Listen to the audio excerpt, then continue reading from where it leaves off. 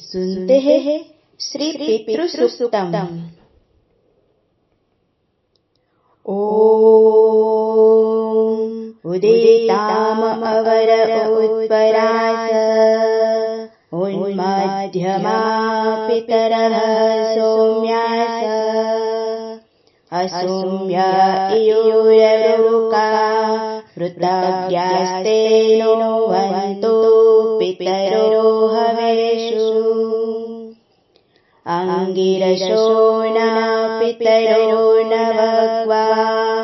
अथर्वणो पृगवः सौम्यास तेषां वयं सुमतो यज्ञियानाम् अपि भद्रे सोमनसेष्यामः येन पूर्वे पितरः सौम्यासो नुहीरे सोमपिथं वसिष्ठा तेभिरयमः सरराणो हविष्य उषर्ना उषर्वे प्रतीकामम् अतु त्वं सोम प्रचिकितो मनीषा त्वं रजिष्ठमम अनुनेषि पथामम तव प्रणीते पितरो न देवेषु रत्नम् अभजन्त धीरा त्वया हि न पितरः सोम पूर्वे कर्माणि चक्रु पवमान धीरा वन्व अवातः परिधेन् पूर्णुवीरेभिः अश्वे मध्वा भवानः त्वं सोम पितृभिः सवितानो नुधावा पृथिवी यातनन्थ तस्मै इन्द्रो हविषा विद्धेम वयं श्यामः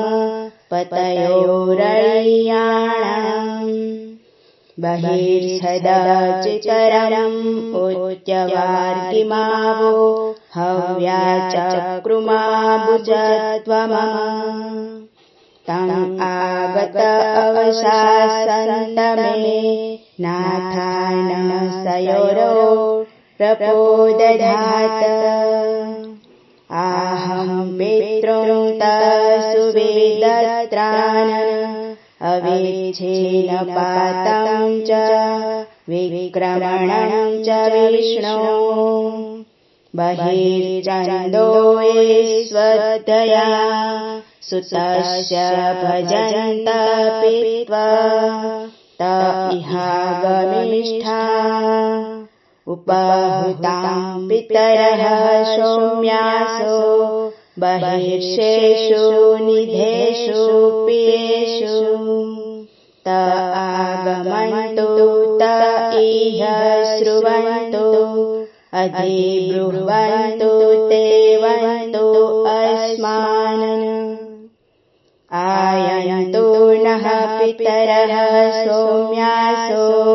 ग्निस्वाता प्रतिभिः देवयानैः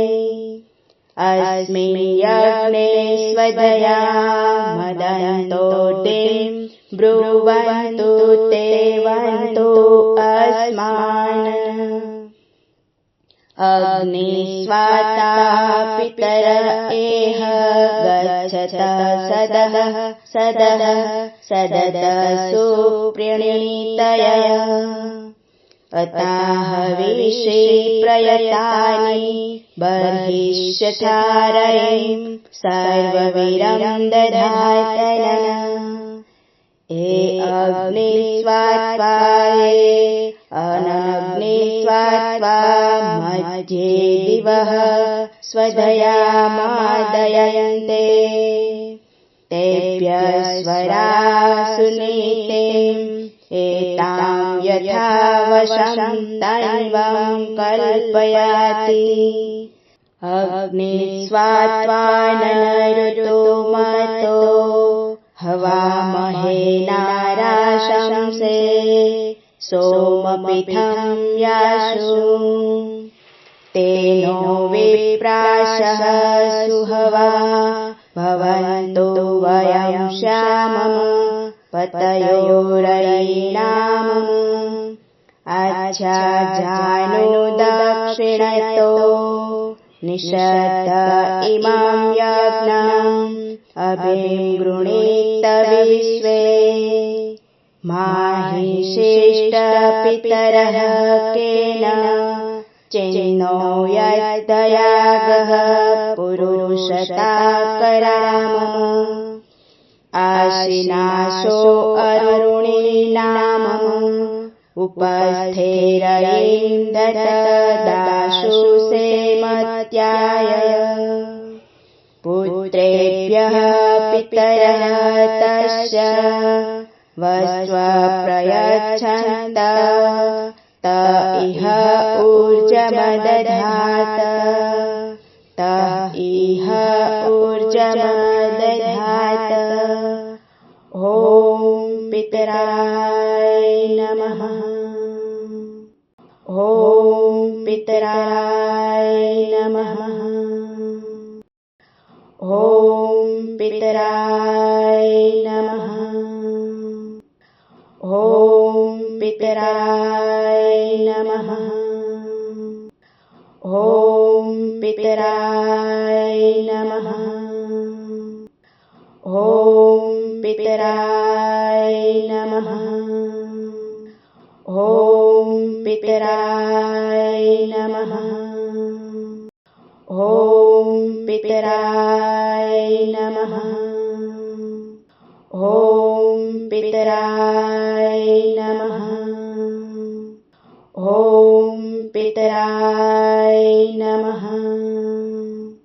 ॐ पितराय नमः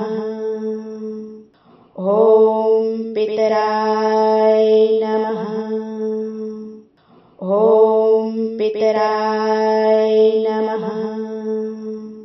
ॐ पितराय नमः ॐ पितराय नमः ॐ पितराय नमः ॐ पितराय नमः ॐ पितराय नमः